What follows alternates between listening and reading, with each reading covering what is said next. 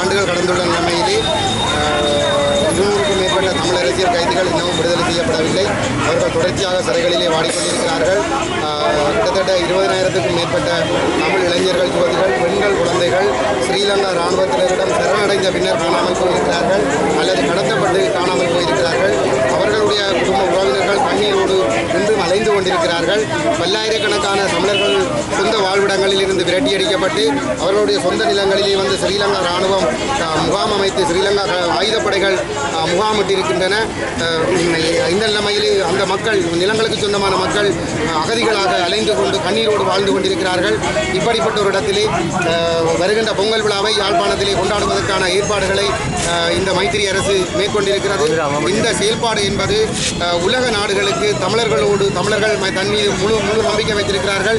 பொங்கல் விழாவை கூட தென்னிலங்கையில் தன்னுடைய மக்களோடு கொண்டாடாமல் தமிழ் மக்களோடு தான் கொண்டாடுகிறேன் என்று உலக நாடுகளுக்கு காட்டி உலக நாடுகளை ஏமாற்றி தமிழர்கள் மீதான இந்த ஒடுக்குமுறையை தொடர்ந்து முன்னெடுத்து செல்வதற்கான ஒரு சதி நடவடிக்கையாகத்தான் இந்த பொங்கல் விழா ஏற்பாடு அமைந்திருக்கிறது. அண்மையில் கூட ஒருவர் விடுதலை செய்யப்பட்டிருக்கின்றார். அவர் தன்னை கொல்ல வந்த ஒருவரை தான் பெருமனதோடு மன்னித்ததாக ஒரு நாடகம் ஆடியிருக்கிறார். உண்மையில் அவர் சந்தேகத்தின் பேரில் கைது செய்யப்பட்டார். கைது செய்யப்பட்டவர் ஏற்கனவே 10 ஆண்டுகளுக்கு மேல் சிறையில் இருந்திருக்கிறார். அவருக்கு தீர்ப்பு 10 ஆண்டுகள் தான் வழங்கப்பட்டிருக்கிறது. 10 ஆண்டுகள் ஏற்கனவே அவர் சிறையில் கழித்து விட்டார். ஆகவே ஒரு உண்மையான சட்டப்படி அவர் விடுதலை செய்யப்பட வேண்டிய ஒருவர் தான். அப்படிப்பட்ட ஒருவரை தான் விடுதலை செய்கிறேன் என்று கூறி ஒரு பொய் நாடகம் ஒன்றை அவர் ஆடியிருக்கின்றார் இந்த இடத்திலே. ஆகவே இது ஒரு முழு ஏமாற்று நடவடிக்கை. இந்த ஏமாற்று நடவடிக்கைகளுக்கு நாங்கள் துணை போக முடியாது.